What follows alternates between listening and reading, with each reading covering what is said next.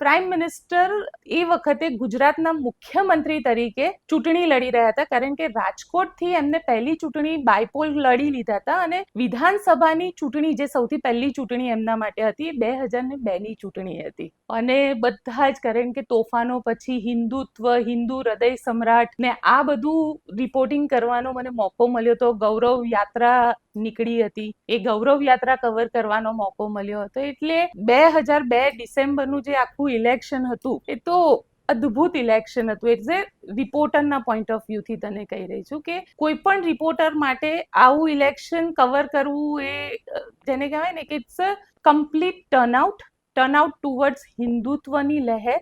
અને એ વખતે અમે એવું કહેતા હતા કે ગુજરાત એ હિન્દુત્વની પ્રયોગશાળા બની ગયું છે અને એ પ્રયોગ હજી પણ તમને જોવા મળે છે. એટલે ગુજરાત એ ભારતીય જનતા પાર્ટી માટે એક પ્રયોગશાળા તરીકે વપરાય છે કે જેમાં સૌથી પહેલું હિન્દુત્વની પ્રયોગશાળા બન્યું હતું અને સૌથી છેલ્લે પછી આખી સરકાર બદલવાનું એક્સપેરિમેન્ટ પણ ગુજરાતમાંથી કરવામાં આવ્યો.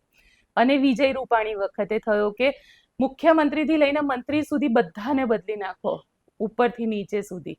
અને એ પણ એક્સપેરિમેન્ટ એટલો જ સક્સેસફુલ રહ્યો. એટલે બીજેપી અહીંયા એક્સપેરિમેન્ટ કરે છે અને દેશમાં ઇમ્પ્લિમેન્ટ થાય છે.